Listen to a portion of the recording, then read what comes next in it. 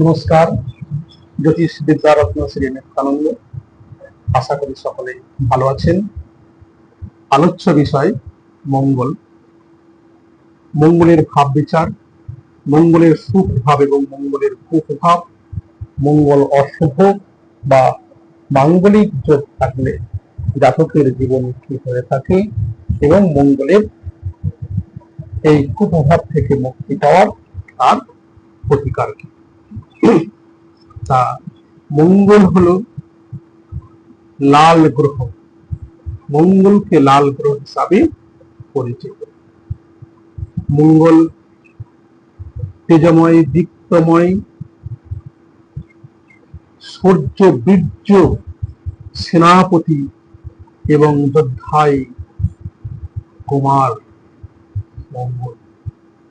মঙ্গল কারো কাছে বশ্যতা স্বীকার করে না, মঙ্গল কারো কাছে সহজে মাথা নত করে না।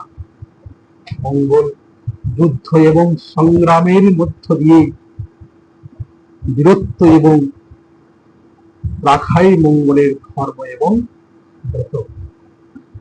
মঙ্গল বিদ্যুতের মতন প্রচন্ড শক্তি এবং ক্ষমতার অধিকারী।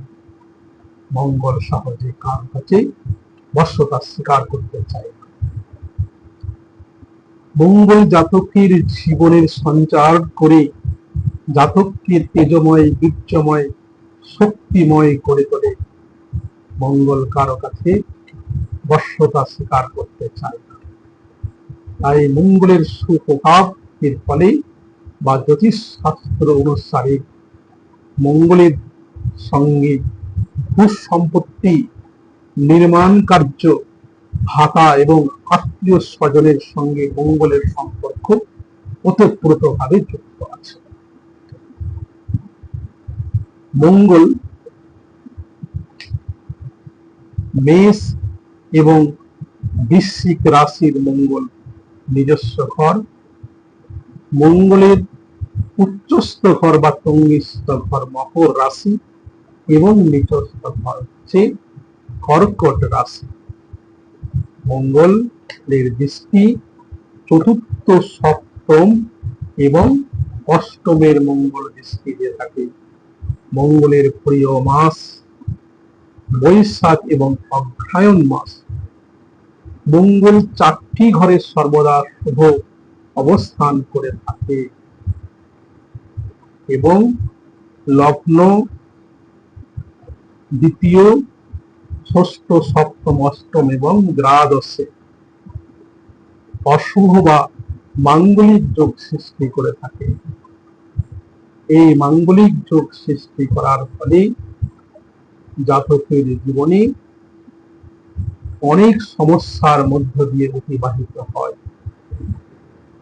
বৈবাহিক জীবনের ক্ষেত্রে সমস্যা, বিবাহের বিলম্বন বা স্বামী স্ত্রীর মধ্যে মতৈক্য সৃষ্টি, মঙ্গলের প্রভাবের ফলে পুলিশি হেফাজত বা কেস কামারির মধ্যে তাকে ভোগান্তি হয়, ভূসম্পত্তির ব্যাপার নিয়ে সমস্যার মধ্য দিয়ে অতিক্রান্ত হতে হয়। মাঙ্গলিক যোগের অশুভ মঙ্গলের প্রভাবের ফলে জাতকের জীবনে প্রাণ নাশও পর্যন্ত ঘটতে পারে। মঙ্গল অশুভ বা মঙ্গলের মাঙ্গলিক দোষ থাকার ফলে বাস্তু সংক্রান্ত সমস্যার ক্ষেত্রেও সৃষ্টি হয়ে থাকে। মঙ্গল অশুভের ফলে জাতকের রক্তপাত, রক্তক্ষরণ, রক্ত আমাশা এবং বড় দুর্ঘটনা সংক্রান্ত কারণে যুক্ত হয়ে থাকে।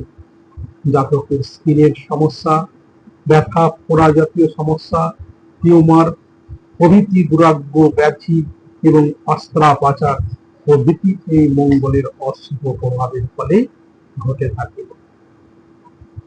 এই মঙ্গলের অশুভ প্রভাব থেকে আপনাকে মুক্তি পেতে হলে মঙ্গলবার এবং প্রতি শনিবার দিন আপনি হনুমান চল্লিশা পাঠ করতে পারেন। প্রতি মঙ্গলবার আপনি হনুমান বা বজরংবলীর মন্দিরে কলা দান করতে পারেন। আপনি লাল বস্ত্র পরিধান করবেন, বা দুস্থ এবং দারিদ্র ব্যক্তি বা যে কোনো যুদ্ধ সৈনিক ব্যক্তিদের ক্ষেত্রেও আপনি লাল বস্ত্র আপনি দান করতে পারেন। মঙ্গলের শুভ রত্ন হিসাবে রত্নকমল বা গৌরী কমল আপনি ধারণ করতে পারেন। মঙ্গলের অশুভ প্রভাব থেকেও মুক্তি পাওয়ার জন্য আপনি মাটির বিছানাতে আপনি শয়ন করলে পারে মঙ্গলের প্রভাব থেকে মুক্তি পেতে পারেন, বা মেঝেই বা মাটিতে বসে আপনি আহার করবেন, সেক্ষেত্রেও মঙ্গলের অশুভ প্রভাব থেকে মুক্তি পাওয়া যায়।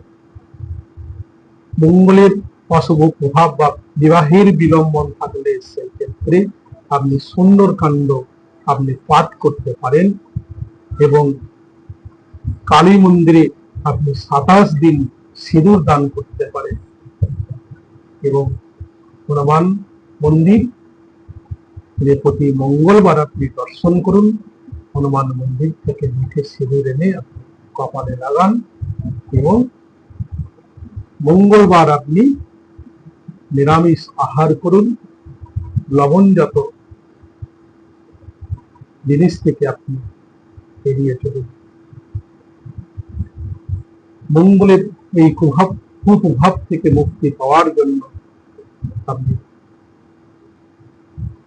দক্ষিণাকালী বা হনুমানজিকে স্মরণ করলে আপনার মঙ্গলের সুপ্রভাব আপনি পেতে পারেন। ধন্যবাদ। আশা করি সকলে ভালো থাকবেন।